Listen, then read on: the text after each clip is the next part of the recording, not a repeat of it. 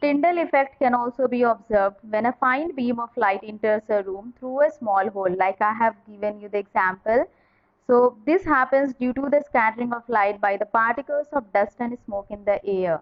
So what happens when a beam of light is entering in a dark room through a small hole, then how the path of this light becomes visible to us? Because of scattering of light.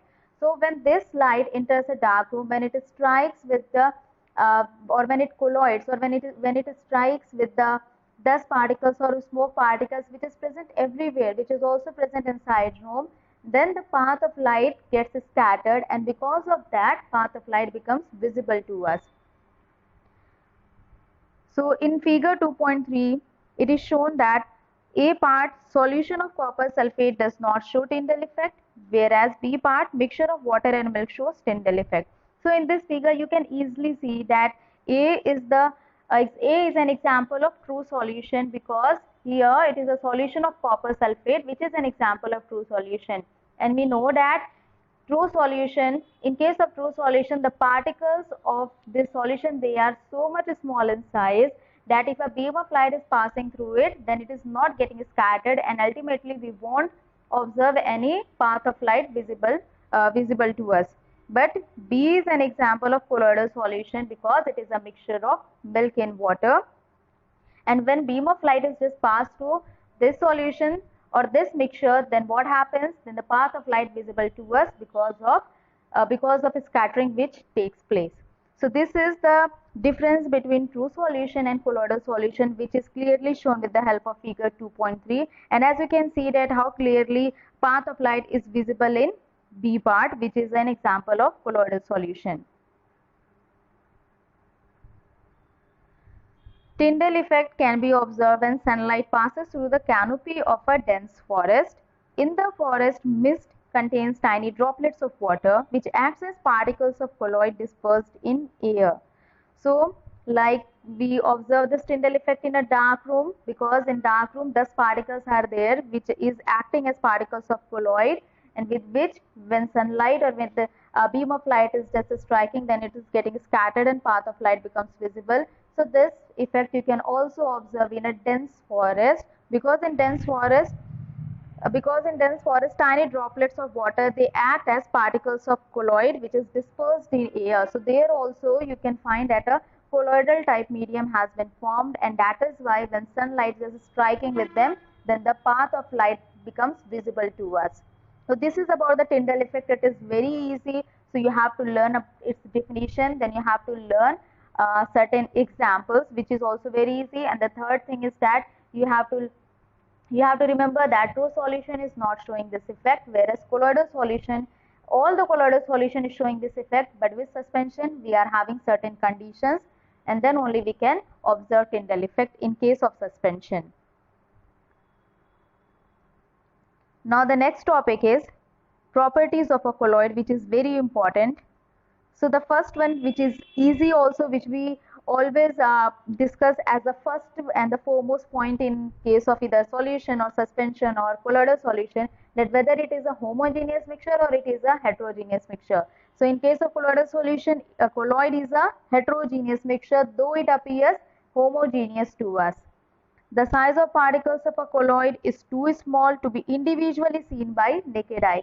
Like in case of suspension, if we are preparing any suspension, we are either putting chalk powder in water or sand in water, then these particles, they are visible to us, because the size of these particles, they are large enough to be seen with naked eye. But in case of colloidal solution, the particles of colloid are very, very small as compared to the particles of suspension, and that is why we cannot observe them or we cannot see them with our naked eyes.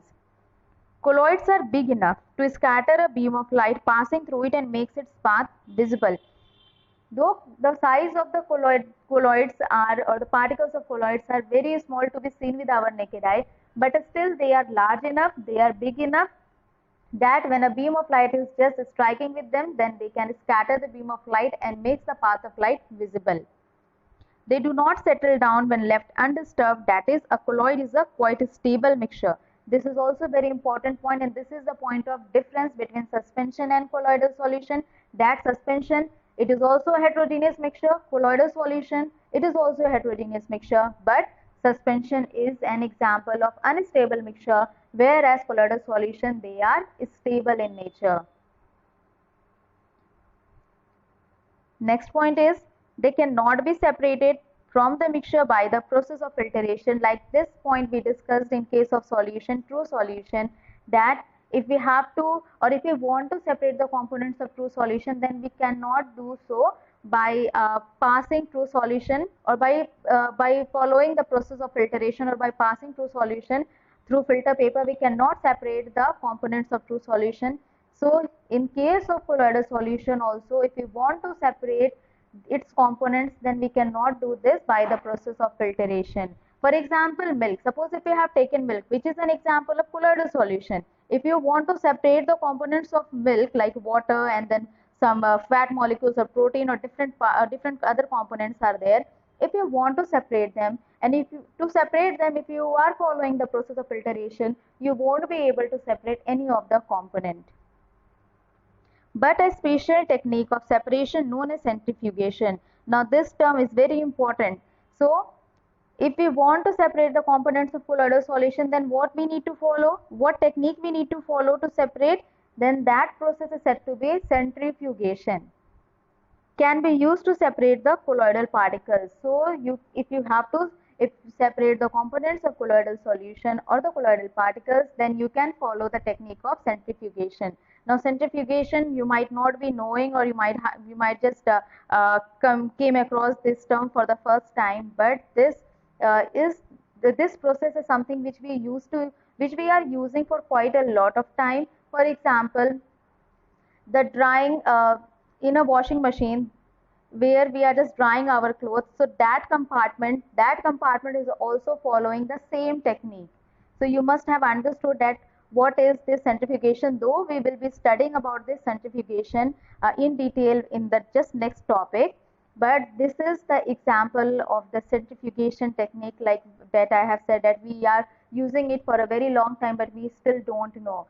So that part of washing machine where we are drying our clothes, in that you can see that it is spinning, or it is just rotating at a very high speed, and then finally after some time we find that our clothes has dried a lot. So this is because of the centrifugation technique, and about this we will be studying in detail in next topic. So this is the properties of colloidal solution. Now the components of a colloidal solution are the dispersed phase and the dispersion medium. This is also very important. The reason is that in case of solution, there also be discussed two components. One is solvent, the other one is solute. In case of colloidal solution, as it is different from true solution, so here we have given the components different name. So the first is dispersed phase and the dispersion medium.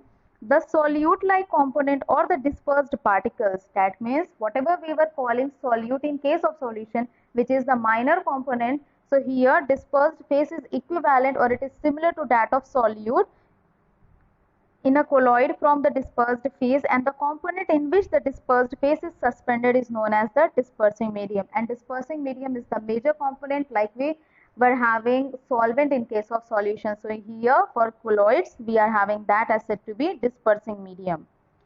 So colloids are classified according to the state, solid, liquid or gas of the dispersing medium and the dispersed phase. A few common examples are given in table 2.1. From this table you can see that they are very common in our everyday life, and from this table you just go through it once or twice and you will find that most of the examples you already know, which are the examples of colloidal solution. So I hope that it is clear. In this paragraph, the important thing is that the components of colloidal solution are dispersed phase and dispersion medium. Dispersed phase is the solute-like component and dispersion medium is the solvent-like component. So accordingly, like in case of solution, what we discussed, that solution, it does not only exist in liquid state, it also depends on what type of solute and solvent we have taken. Like we are having gaseous solution and solid solution also. Example of gaseous solution is air, an example of solid solution is alloy. Same way here also in case of colloids, we are having as two different components, and on the basis of these two different components, that what kind of state we have taken, solid, liquid and gas, we can have lot of different examples which we are already knowing, which we are using in our everyday life. So just go through that table, and most of the examples you will find that you already know. So this is about the colloidal solution. Next time we will be discussing about the different techniques to separate the components, which is very easy to understand and very simple also.